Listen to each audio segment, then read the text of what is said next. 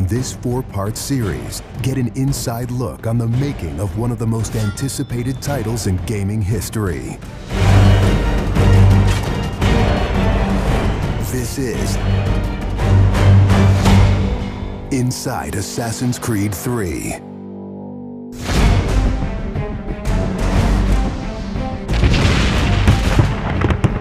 Something we really wanted to emphasize was the sheer brutality of combat in the period. We've all seen the paintings of the Revolution, and death is glorified, death is angelic, but it wasn't that way on the battlefield. It was a brutal conflict. It feels that you're constantly going through dynamic fights, and that's not something technically we could do in the past. So it was like a personal challenge on the team to say, no, I think we can do this.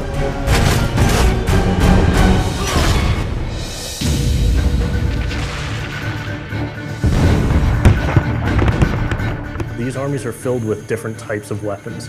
So, you have everything from muskets, you have grenadiers, you have guys with boarding axes. Being shot by a musket would be an awfully painful way to go. The caliber size of the ball was at least 3 or 4 times as large as anything that any modern military is using today. After the muskets were discharged, they would charge with their bayonets. What basically is a giant spear, and he has every intention of running that through you. They would shoot and then they would march, and that hand-to-hand combat was really brutal. And whether it's people using a bayonet affixed on the end of a musket, a small hatchet, this is a kind of killing that is very mano a mano.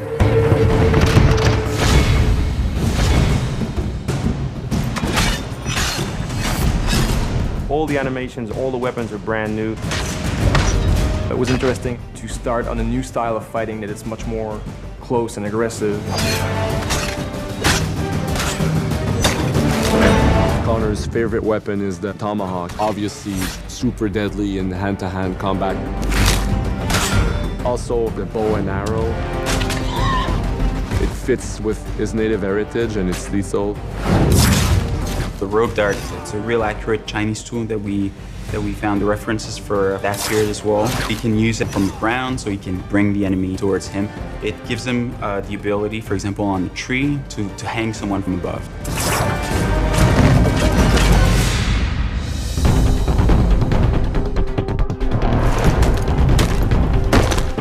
In Assassin's Creed 3, the one thing that we've decided to do is to revamp the fight system from scratch.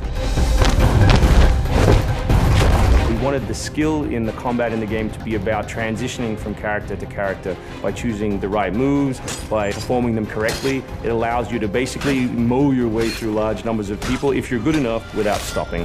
What do you do if you go into a bunch of guys with muskets and they try and shoot you? So we had to figure out, can you dodge them? Can you run away? And we've added all these options, but our big one is the meat shield, where you can grab a guy and he gets shot instead. Our mocap guys are stuntmen. We spend a long time with them rehearsing and figuring out exactly what would be the greatest choreography. We had to go through, like multiple people.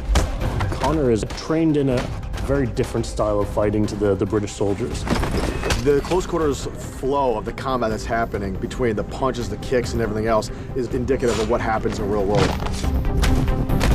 I'm very impressed by the moves that they do. It's cool to see push kicks and axe kicks and different sort of takedowns that are done correctly and very believable when they're done. Right hand right, punch to the face, boom, to the throat, to the groin, finish with boom. This is something new for us that we're really proud of. It's fast, it's fluid, and you go through these guys like butter.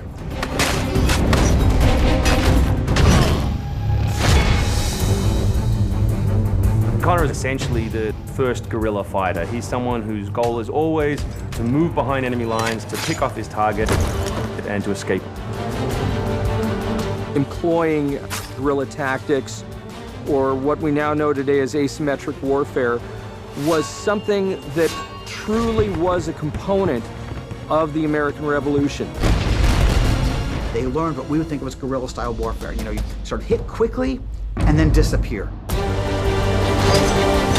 American tactics were really frowned upon by the British because the Americans did adapt the tactics that were used by the Native Americans from the French and Indian War. The first big battle, Lexington and Concord, takes place on a New England town green. And as the soldiers march back to Boston, they are marching along a dirt road lined by stone.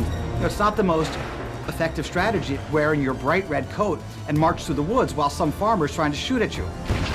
The Americans brought a tactic that they couldn't really cope with. They essentially took it away from the battlefield and they started guerrilla tactics.